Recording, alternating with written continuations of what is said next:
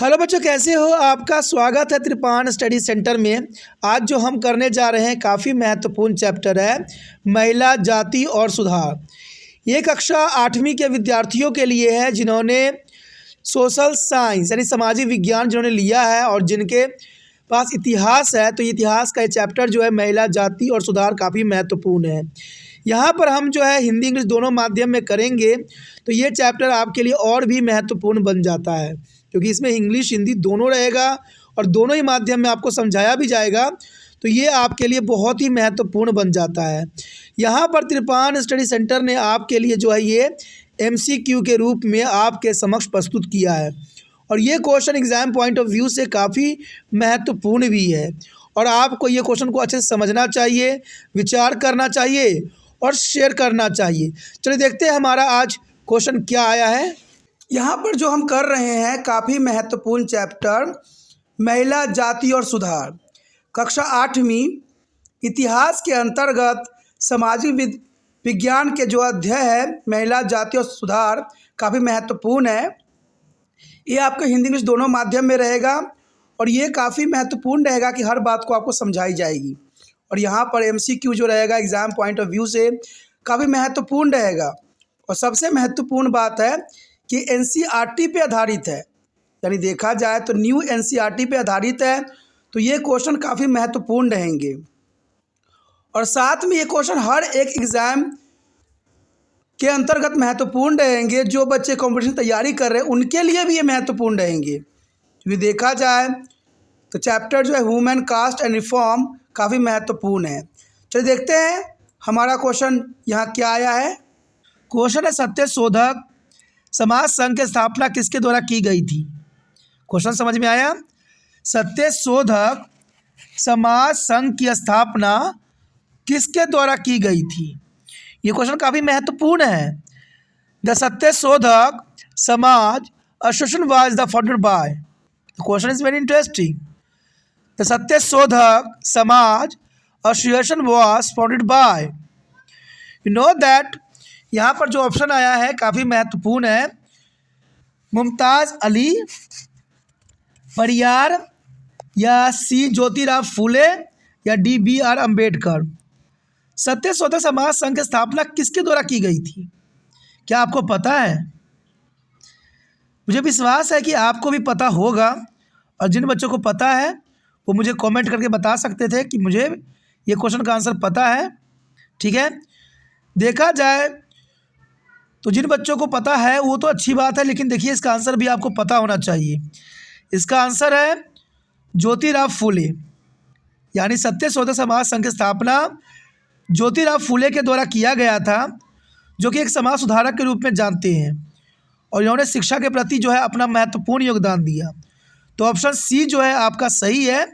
ठीक है, सत्यशोधक समाज की स्थापना जो है ज्योतिराव फूले, C ऑप्शन सही है। तो देखते हैं अगला क्वेश्चन क्या है। अगला क्वेश्चन हमारे समक्ष आ गया है। क्वेश्चन है कि महिला उत्थान के लिए अनेक समर्थकों ने उन्हें 1856 का विधवा पुण्य विवाह अधिनियम पारित कराया। यह किसका उल्लेख किया जा रहा है? क्वेश्चन समझ में आया? कि महिला उत्थान के लिए उनके समर्थन ने उन्हें 1856 का विधवा पुण्य विवाह अधिनियम पारित कराया गया। यहाँ ये किसके लिए बात बताई जा रही है? कौन है जिन्होंने अपना महत्वपूर्ण योगदान दिया और महिला के जो है पुण्य विवाह के लिए उन्होंने जो है अपना महत्वपूर्ण योगदान दिया और ये घटना जो घटी थी और 1856 में घटी थी। तो कौन थे वो जिन्होंने विधवा पुण्य विवाह अधिनियम पारित करवाया था? His support for the woman upliftment made in his past is the Widow Remarriage Act of 1856, who is began referred to her. You know that question is very interesting. His support for the woman upliftment made his past the Widow Remarriage Act of 1856, who is being referred to her. यहाँ देखा जाए तो option है Keshav Chandra Sen, B है वकीम चंद Chatterjee, C है ईश्वर चंद विद्यासागर और D है दादा भाई नौरोजी। तो महिला उत्थान के लिए बहुत से लोगों ने जो है अपना महत्वपूर्ण योगदान दिया, लेकिन हमें यहाँ पर एक समय काल दे दी गई है कि 1856 का विधवा पुण्य विवाह अधिनियम पारित किसने करवाया था। तो देखा जाए तो यहाँ पर ऑप्शन जो है केशव चंद्र सेन नहीं है। क्योंकि केशव चंद्र सेन ने नहीं करवाया था, इस केशव चंद्र के लिए ये वाक्य सही नहीं है। उन्होंने बेशक ही समाज सुधार का आंदोलन में महत्वपूर्ण योगदान दिया, बट ये जो है इनके लिए सही नहीं है।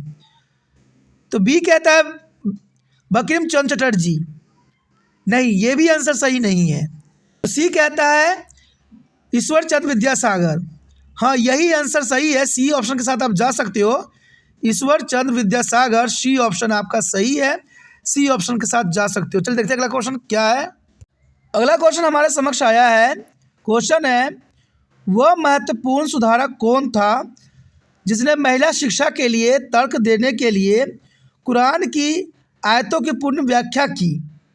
क्वेश्चन बहुत काफ़ी महत्वपूर्ण है कि वह महत्वपूर्ण सुधारक कौन था जिसने महिला शिक्षा के लिए तर्क देने के लिए कुरान की आयतों की पुण्य व्याख्या की। देखा जाए तो मैंने एक बात हमेशा आपको कही है कि सभी धर्मों में अच्छी बातें ही लिखी गई है, कहीं भी गलत बातों का अनुसरण नहीं किया गया है, लेकिन फिर भी ना जाने हम किस बात की जो है एक दूसरे पर अपनी ठिकरा तोड़ते रहते हैं। ये गलत है। मैं हमेशा कहा हूँ कि सभी धर्म महत्वपूर्ण है, सभी धर्मों को हमें इज्जत सम्मान करना चाहिए। और देखा जाए तो देखिए ये क्वेश्चन भी यही बात बोल रहा है। और क्वेश्चन कह रहा है who was the important reformer who is printed is a verses from the Quran to be argue for the women education. You know that question is very interesting. Option देखा जाए तो काफ़ी महत्वपूर्ण है।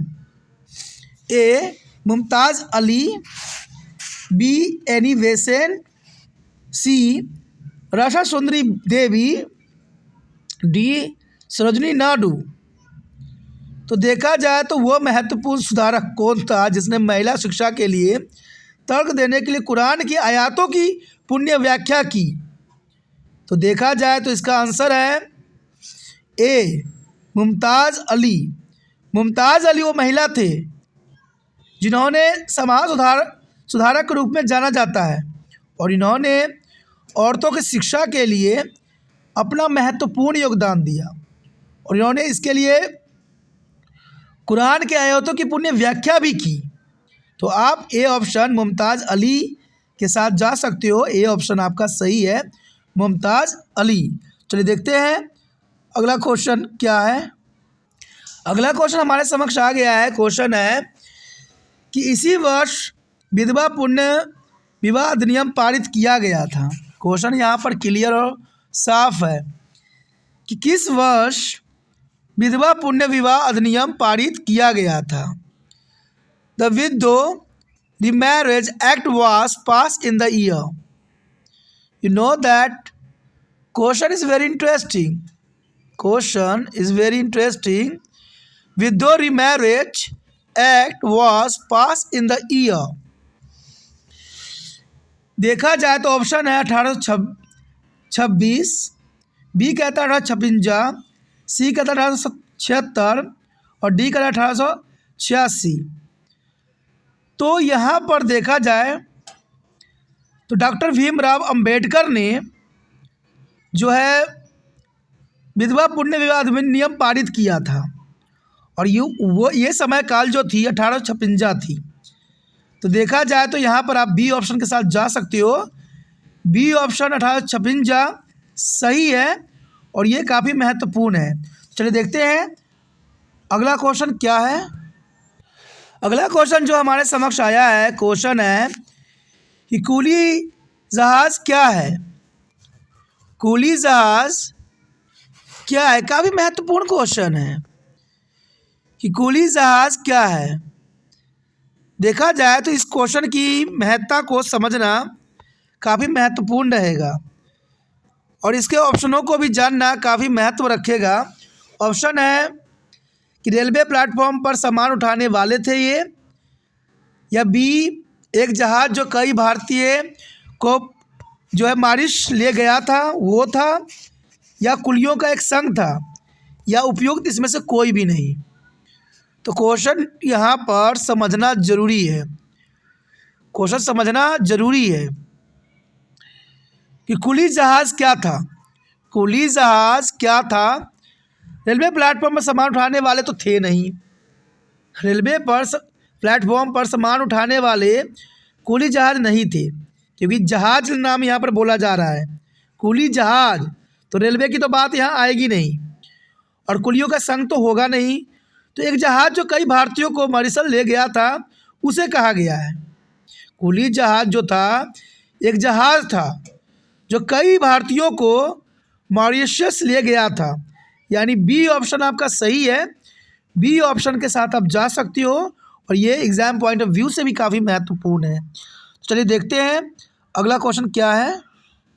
अगला क्वेश्चन आपके स्क्रीन पे आ गया है। देखिए क्वेश्चन है कि प्रार्थना समाज की स्थापना किसके द्वारा की गई थी? प्रार्थना समाज की स्थापना किसके द्वारा की गई थी? क्वेश्चन काफ़ी महत्वपूर्ण है। तो प्रार्थना समाज वाज फाउंडेड बाय, तो प्रार्थना समाज फाउंडेड बाय ऑप्शन है HLB डेरोजियो, बी है स्वामी विवेकानंद, सी है RG भंडारकर, डी है राजा राम मोहन राय। तो यहाँ पर क्वेश्चन की महत्वपूर्णता को समझना जरूरी है कि प्रार्थना समाज की स्थापना किसके द्वारा की गई थी। तो मैं आपको बता दूं इसका आंसर जो है RG भंडारकर है, यानी सी ऑप्शन आपका सही है। RG भंडारकर ने प्रार्थना समाज की स्थापना की, और इनके महत्वपूर्ण प्रयासों से जो है प्रार्थना समाज काफ़ी आगे भी बढ़ा। तो सी ऑप्शन आपका सही है, RG भंडारकर। चलिए देखते हैं अगला क्वेश्चन क्या है। अगला क्वेश्चन आपके स्क्रीन पे आ गया है। क्वेश्चन है किस सुधार आंदोलन की स्थापना HLB ने की थी? अब देखा जाए तो यहाँ पर काफ़ी महत्वपूर्ण क्वेश्चन है कि किस सुधार आंदोलन की स्थापना HLB ने की थी। तो ये क्वेश्चन की अपनी एक महानता है, समझना बहुत ज़रूरी है। देखा जाए तो क्वेश्चन है which of the reformer movement was founded by the HLB Derozio. You know that question is very interesting. Which of the reformer movement was founded by HLB Derozio? तो क्वेश्चन ऑप्शन है युवा बंगाल, ब्राह्मण समाज, वेद समाज, D Aligarh आंदोलन। Question काफ़ी महत्वपूर्ण है। देखा जाए तो क्वेश्चन काफ़ी महत्वपूर्ण है, और इसका आंसर जो है युवा बंगाल, यानी HLB जो है युवा बंगाल के समाज सुधार आंदोलन की स्थापना किया था, यानी ए ऑप्शन आपका सही है। ए ऑप्शन के साथ आप जा सकती हो, और ये काफ़ी महत्वपूर्ण है। तो देखते हैं अगला क्वेश्चन क्या है। अगला क्वेश्चन आपके स्क्रीन पे आ गया है। देखिए क्वेश्चन है कि पटना और कलकत्ता में मुस्लिम लड़कियों के लिए स्कूल किसने खोले? अब देखिए क्वेश्चन कितना महत्वपूर्ण है कि पटना और कलकत्ता में मुस्लिम लड़कियों के लिए स्कूल किसने खोली? जिस समय लड़कियों को पढ़ाई नहीं जाती थी उस समय स्कूल खोलना एक बहुत बड़ा समाज को जो है चुनौती देने के समान था, और इन्होंने करके दिखाया। वो कौन थे और इनका कितना महत्वपूर्ण स्थान था? Who start the school for the Muslim girl in Patna and Kolkata? Who started the school for a Muslim girl in Patna and Kolkata? देखा जाए तो ऑप्शन है मुमताज़ अली, बेगम रुकैया, सखावत हुसैन, सैयद अहमद खान, और डी में से कोई नहीं। क्वेश्चन काफ़ी महत्वपूर्ण है और समझना यहाँ पर ज़रूरी है। क्वेश्चन तो समझ में आ ही गया होगा आपको कि पटना और कलकत्ता में कि मुस्लिम लड़कियों के लिए स्कूल किसने खोले। मैंने कहा कि उस समय लड़कियों को पढ़ने में हर क्षेत्र में वर्जित की जा रही थी, और मुस्लिम धर्म की लड़कियों को तो और भी, क्योंकि ये कहा जाता था कि शब्द जो होते हैं अश्लील होते हैं, लड़कियों को नहीं पढ़ना चाहिए। ये उस समय की सोच विचार थे। लेकिन फिर भी उस समय जो है समाज को चुनौती देते हुए पटना और कलकत्ता में मुस्लिम लड़कियों के लिए स्कूल खोलना जो है एक ही व्यक्ति के हाथ में था, वो थे बेगम रुकैया सखावत हुसैन, यानी बी ऑप्शन आपका सही है। पटना कोलकाता में जो है बेगम रुकैया सखावत हुसैन ने मुस्लिम लड़कियों के लिए स्कूल खोले, जो उनका काफ़ी महत्वपूर्ण योगदान की तरफ इशारा करता है। तो यहाँ पर बी ऑप्शन भी सही है, बी ऑप्शन के साथ आप जा सकते हो। चलिए देखते हैं अगला क्वेश्चन क्या है।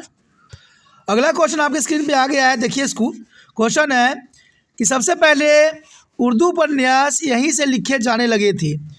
आखिर ये क्वेश्चन काफ़ी महत्वपूर्ण क्यों है? क्योंकि सबसे पहले उर्दू उपन्यास यहीं से लिखे जाने लगे थे। कहाँ से? The first Urdu novel began to be written from.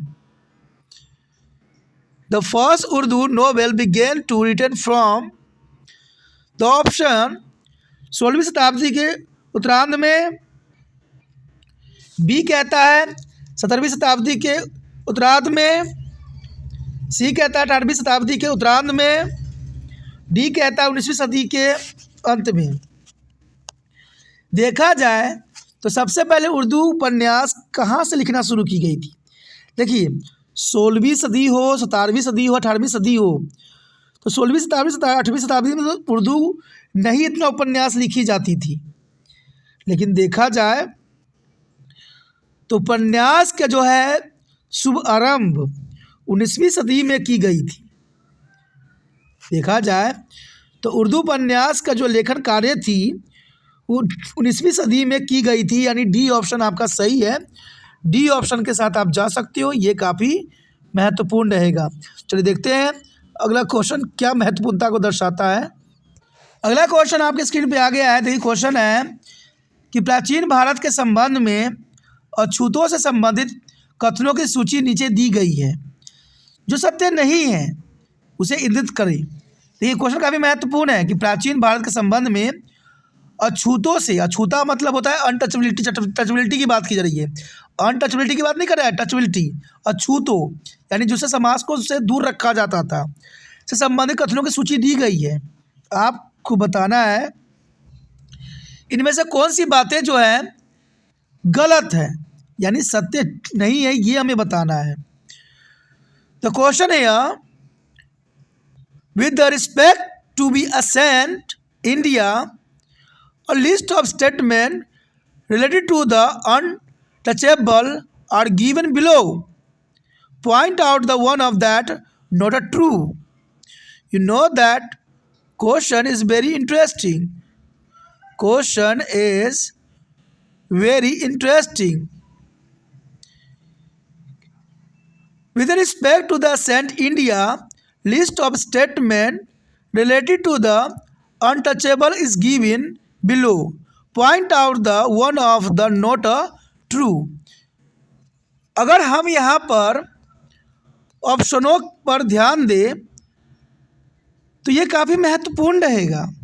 Option है उन्हें ऊंची जातियों द्वारा उपयोग किए जाने वाले कुएं से पानी भरने की अनुमति नहीं थी। ये बात तो सत्य थी कि अछूते लोगों को ऊंची जातियों द्वारा उपयोग किए जाने वाले कुएं से पानी भरने की अनुमति नहीं थी। बी कहता है कि उन्हें निरंतर इंसान नहीं माना जाता था। ये बात भी सही है कि उन्हें निरंतर जो है हर तरह की प्रताड़ना दी जाती थी। सी कहते हैं कि उन्हें उन तालाबों में स्नान करने की अनुमति नहीं थी जहां ऊंची जातियों के लोग स्नान करते थे। तो ये भी ऑप्शन काफ़ी महत्वपूर्ण है।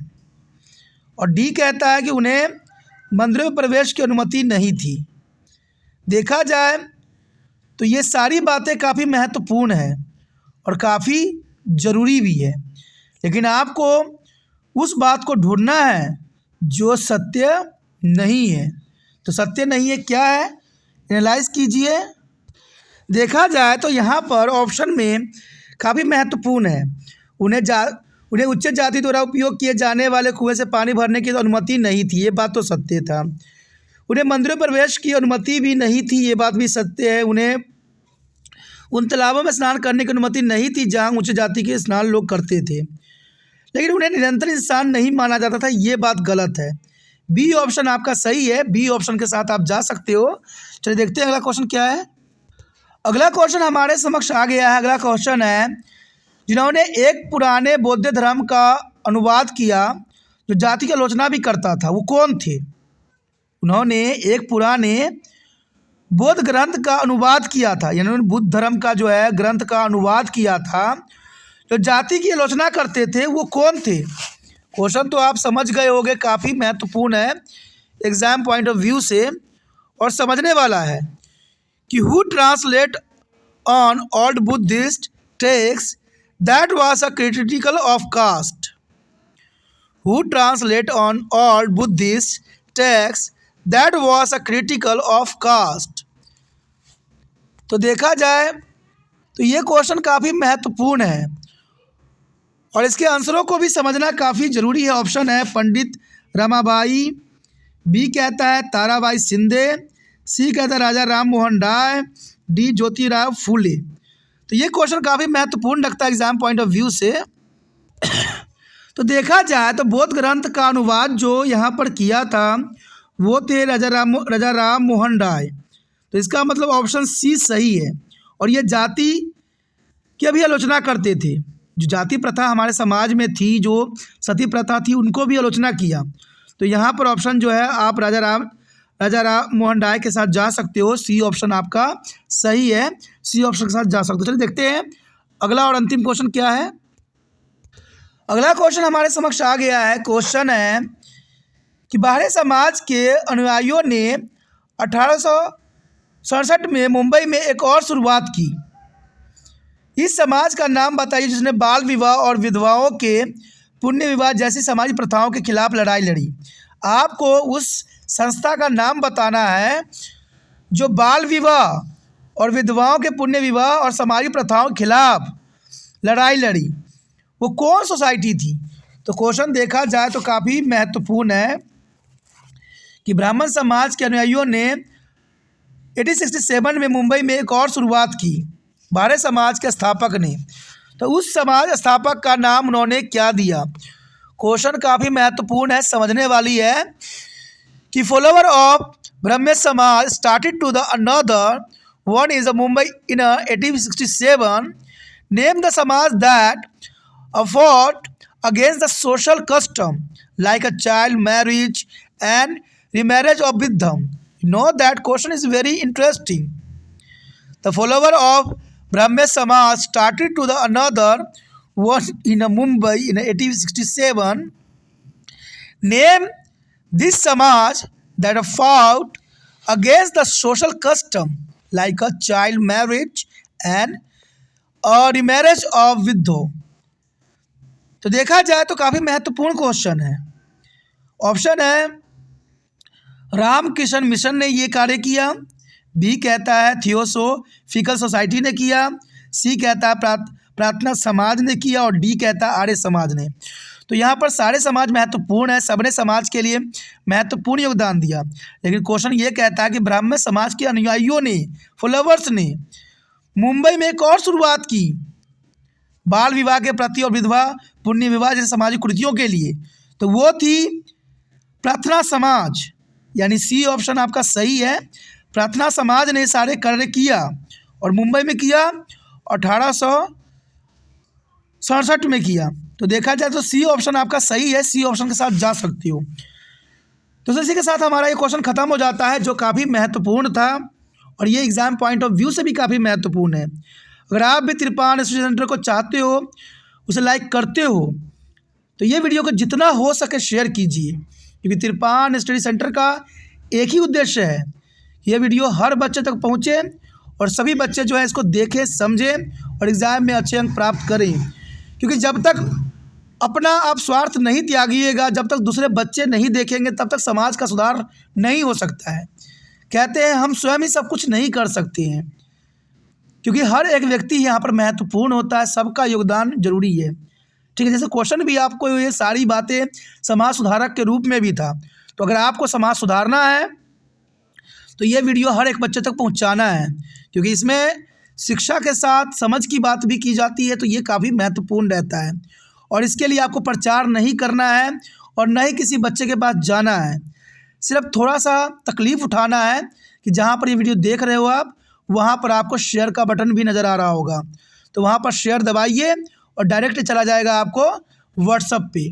ठीक है, तो व्हाट्सअप का ऑप्शन चुनिए और व्हाट्सअप के स्टेटस पे लगा दीजिए। जो भी बच्चे आपकी कक्षा में होंगे उसका कॉन्टैक्ट आप में होगा, ये मुझे विश्वास है, और ये वीडियो उन तक बहुत ही आसानी से पहुंच जाएगा। जिनको समझ में आएगा वो देखेंगे, जिनको समझ में नहीं आएगा वो लीव कर जाएंगे। लेकिन एक बात आपके दिल में रहेगा कि आपने अच्छे कार्य किया है, इसमें कोई आपको जो है गलत नहीं कहेगा। तो अपना आप कार्य कीजिए। कहते हैं स्टेटस तो सभी लगाते हैं, कहते हैं दिल टूटा हुआ स्टेटस लगाते हैं, कोई प्यार वाला स्टेटस लगाते हैं, लेकिन पढ़ने वाला स्टेटस कोई कम ही लगाते हैं। तो आप ये कार्य करके देखिए, सब आपको अच्छे ही कहेंगे और आपको धन्यवाद भी करेंगे। तो ये कार्य करना मत भूलिए। जितना हो सके इस वीडियो को शेयर कीजिए, शेयर ही दूसरे बच्चों का केयर है। पहली बार मेरे चैनल पे आए हो, पहली बार वीडियो देख रहे हो, समझ में आ रहा है, अच्छा लग रहा है और चाहते हो कि और भी वीडियो आपको इसी प्रकार प्राप्त होता रहे, तो जर्नल सी बात है दोस्तों, चैनल को सब्सक्राइब कीजिए, कि सब्सक्राइब कीजिएगा तभी अगले वीडियो का नोटिफिकेशन मिलेगा। और आपको तो पता ही होगा कि तिरपान स्टडी सेंटर अब 6वीं से लेके MA तक के बच्चों के लिए महत्वपूर्ण बन गया है, और सारे वीडियो आपको प्लेलिस्ट में बहुत ही आसानी से प्राप्त हो जाएगा। तो इसलिए सोचिए नहीं, तिरपान स्टडी सेंटर को सब्सक्राइब करके अपने मोबाइल में सेव कीजिए।